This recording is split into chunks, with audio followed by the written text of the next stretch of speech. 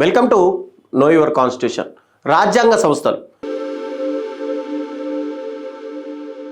భారతదేశం ప్రపంచంలోనే అతిపెద్ద ప్రజాస్వామ్య దేశం.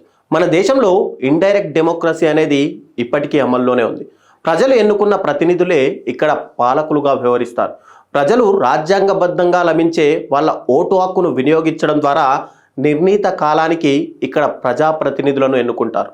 ఇక్కడ ఎన్నికల సంఘం గురించి ఒక్కసారి తెలియజేసుకుంటే, ప్రజాస్వామ్యం విజయవంతంగా పనిచేయడానికి అవసరమైన పరిస్థితుల్లో నిర్ణీత కాలానికి జరిగే ఎన్నికలు ఇక్కడ అత్యంత ముఖ్యమైనవిగా మనం చెప్పుకోవచ్చు. అలాంటి ఎన్నికల నిర్వహణకే మన దేశంలో రాజ్యాంగబద్ధంగా ఏర్పడిన సంస్థనే ఈ ఎన్నికల సంఘం అనేది. రాజ్యాంగం 15వ భాగంలో 220 నుంచి 320 వరకు ఉన్న నిబంధనలను ఎన్నికల సంఘం గురించి మనకు తెలియజేస్తాయి. నిబంధన 222 ప్రకారం ఎన్నికల సంఘంలో ప్రధానితో పాటు రాష్ట్రపతి నిర్ధారించిన వ్యక్తులు ఎన్నికల అధికారులుగా ఉంటారు.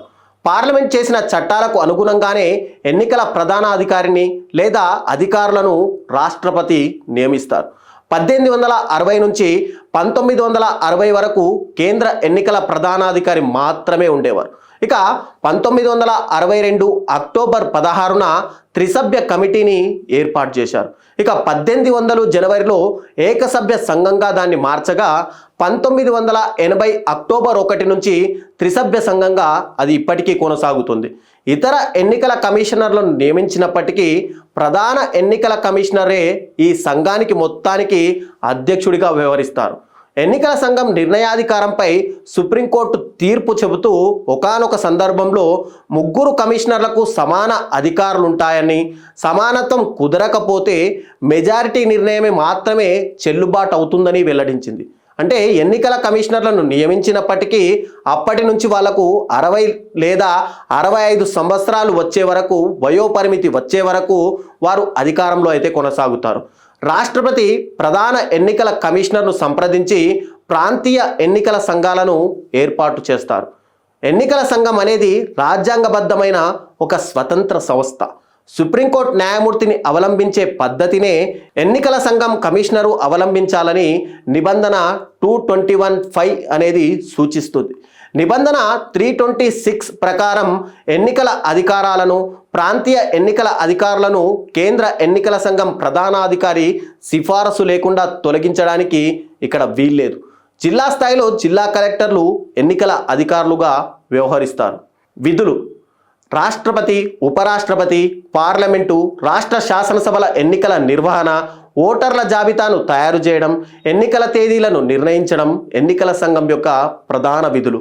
ఎన్నికల ప్రవర్తన నియమావళిని రూపొందించి సక్రమంగా నిర్వహించడం, శాంతియుతంగా అక్రమాలు లేకుండా జరగడానికి పోలీసు సిబ్బంది సహకారం తీసుకోవడం, రాజకీయ పార్టీలకు గుర్తింపునివ్వడం, పార్టీలకు గుర్తులను కేటాయించడం, కొన్ని పరిస్థితుల్లో వాటిని రద్దు చేయడం కూడా ఎన్నికల సంఘం యొక్క విధులుగా చెప్పుకోవచ్చు.